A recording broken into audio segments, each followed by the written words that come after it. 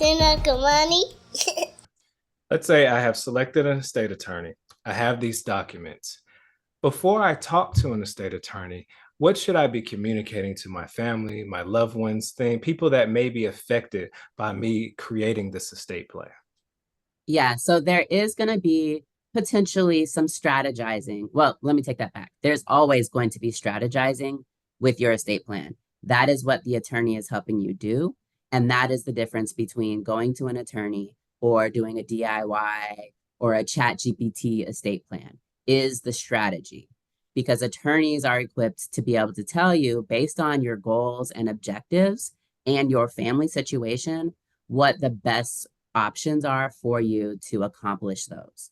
So, as far as families are concerned, sometimes multiple family members might own one piece of property together, or maybe the family has talked about goals that the family has as far as their wealth is concerned. So it is important to talk to your family members just about, what the plan is, what is the family goal. If you are in a marriage and your spouse and you have different ideas about what should happen with any assets that you all have when you pass away, then you will want to be clear with each other. And it doesn't have to be the same.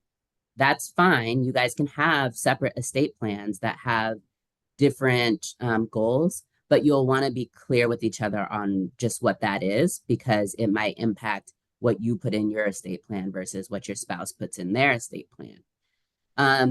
You should also have conversations with family members about your health care because at the end of the day, these are all pieces of paper, but you want there to be additional context for the people that are helping you to make these decisions when you can't, and for the people that are going to be managing your affairs after you are gone.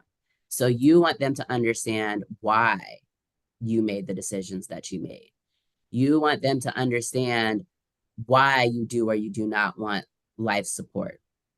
You want to communicate with them what your opinions are on these things so that they can then relay that to the doctors or to the bank or whoever to make sure that what you want is actually what you're going to get. Now, let's talk specifically to kids. Let's talk to minor kids and also adult kids. What are those type of conversations that should be having before they even come see you? Mm-hmm. So it's difficult to have conversations with your children about estate planning because, of course, no child wants to think about their parent no longer being there or about having to care for their parents. So again, what is likely is that adult children at some point in their lives will need to care for their parents. So having the conversation about what you want that care to look like. Do you want to age in home? Or do you want to be at a nursing home or an assisted living place? And how are you going to make that happen? Do you currently live in the same state as your adult child? Or might you need to relocate to be closer to your adult child so that they can support you as you age?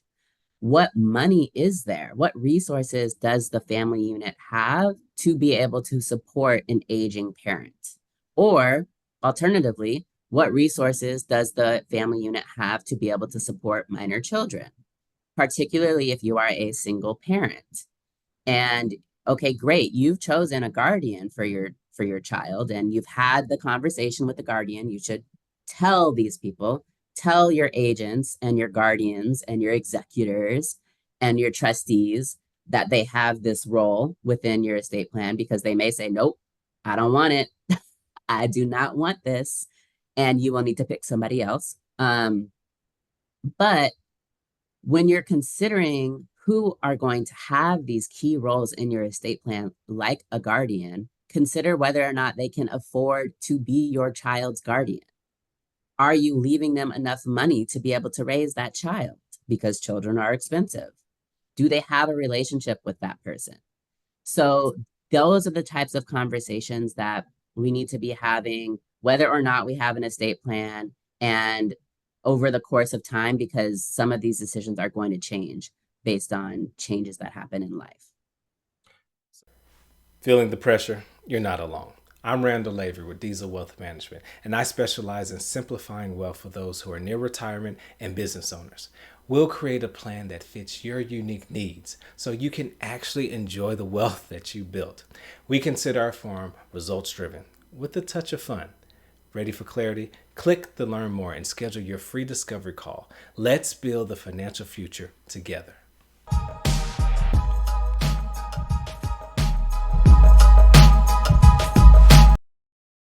The more I know, the more money I can make.